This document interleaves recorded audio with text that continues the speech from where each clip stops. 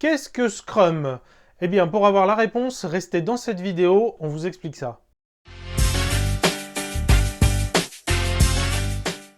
Je suis Jean-Pierre Lambert et avec Constantin Guay, nous animons Scrum Life, la première chaîne YouTube française qui parle d'agilité, sans détour, sans tabou et avec humour. Et si c'est le genre de sujet qui vous intéresse, abonnez-vous et activez les notifications pour bien recevoir toutes les prochaines vidéos.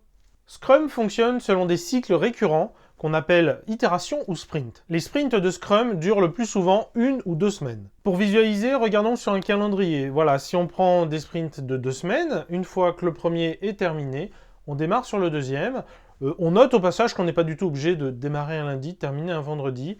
L'important, c'est évidemment que chaque sprint ait vraiment la même durée et que ça s'enchaîne, ça s'enchaîne. Que se passe-t-il pendant un sprint? Prenons l'exemple d'un sprint d'une semaine, donc 5 jours, qui démarrerait le jeudi. Le sprint démarre par une planification de sprint, en anglais sprint planning. Comme son nom l'indique, le but c'est donc de planifier le sprint, c'est-à-dire définir l'objectif qu'on se donne pour ce sprint et commencer à mettre en place, à voir ça va être quoi les activités à faire pour y arriver. La fin de sprint va se terminer par 2 réunions. La première, c'est la revue de sprint, sprint review en anglais. Pendant la revue, on va faire le point sur ce qu'on a construit pendant ce sprint et essayer d'en tirer des apprentissages pour faire évoluer le produit dans la bonne direction. Et après ça, la toute dernière réunion du sprint, c'est la rétrospective de sprint, sprint rétrospective en anglais, où là, on va à nouveau se retrouver pour échanger, mais cette fois sur les manières de fonctionner. En 2 mots, en revue, le focus, il est vraiment sur le produit, sur ce qu'on est en train de construire, alors qu'en rétrospective, le focus, il est plus sur l'équipe, sur ses interactions, sur les personnes, donc sur le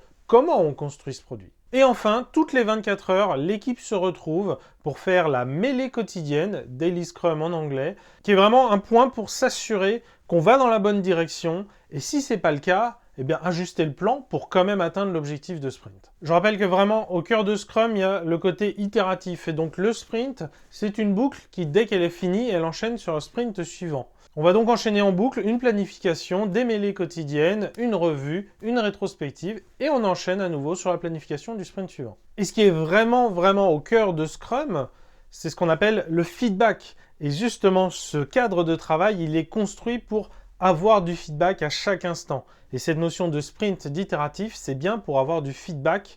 Le feedback qu'on a construit dans un sprint, c'est pour l'utiliser le sprint d'après. Un très bon exemple, ça va être la revue de sprint. Tout d'abord, ce qu'on a réussi à construire pendant ce sprint, c'est un très bon point de départ pour mener ensuite la rétrospective sur comment on l'a construit et comment s'améliorer sur ce point-là. Mais c'est aussi et surtout le point d'entrée de la planification suivante, car en revue, qui est une réunion que l'on va faire avec les représentants des utilisateurs, avec les parties prenantes, on va vraiment avoir du feedback sur ce que l'on construit et donc pouvoir décider qu'est-ce qu'il faut construire ensuite. Et là, on est en train de toucher le cœur des méthodes agiles. À chaque sprint, on peut décider de changer la direction du produit. On a fait la revue, on voit ce que le produit donne. Sprint suivant, on peut décider de faire autre chose et on le décide tous ensemble pendant la revue de sprint, avec notamment les parties prenantes. Un autre lien de feedback, ça va être entre la mêlée quotidienne et la revue d'itération. Chaque jour, on se retrouve, c'est bien justement pour collecter du feedback sur comment est-ce que ça avance, est-ce qu'on va atteindre l'objectif qu'on s'est donné, et si c'est pas le cas, comment on ajuste. Donc la mêlée quotidienne, c'est du feedback chaque jour. Et la planification de sprint n'est pas là pour décider dans le détail tout ce qu'on va faire, mais bien pour poser le cadre qui va permettre cette adaptation continue, à commencer par fixer l'objectif de sprint qu'on va pouvoir regarder chaque jour en mêlée quotidienne. Et la rétrospective, bien entendu, c'est un moment formel pour collecter du feedback et pour définir des actions pour améliorer les manières dont on travaille, dont on conçoit le produit à tous les niveaux, donc sur l'ensemble du système. Donc c'est vraiment ce feedback qui est au cœur de Scrum, c'est ce qui fait que Scrum fonctionne, c'est qu'on itère très vite pour construire du concret, pour pouvoir avoir du retour dessus, lui aussi réel, concret, utilisable, et évidemment on l'utilise, on fait de l'inspection et de l'adaptation en permanence à tous les niveaux. Dans la construction d'un produit, on pourrait identifier 3 pans différents. Nous avons tout d'abord l'aspect produit de ce qu'on est en train de construire, et en fait si on l'élargit, c'est même la dimension marketing de ce produit. Ensuite, nous avons tous les aspects techniques, ou plutôt de mise en œuvre, donc tout un tas d'expertise pour y arriver et pour bien faire les choses. Et enfin, nous avons une dimension organisationnelle, les manières de travailler, les process sont bons, sont adaptés, sont fluides, sont efficaces.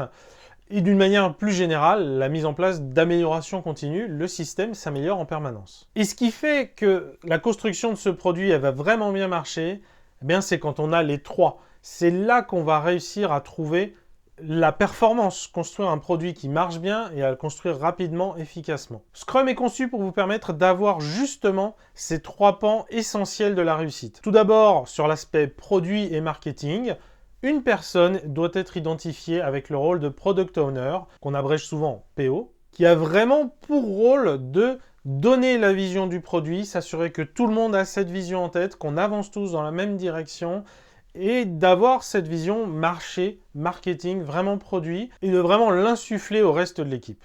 Ensuite, la dimension technique, expertise, réalisation, elle est portée par un autre rôle qui est le rôle d'équipe de développement, en anglais Development Team, Dev Team, et qu'on appelle aussi assez souvent équipe de réalisation parce que tous ces développeurs au sens Scrum ne sont pas des développeurs logiciels.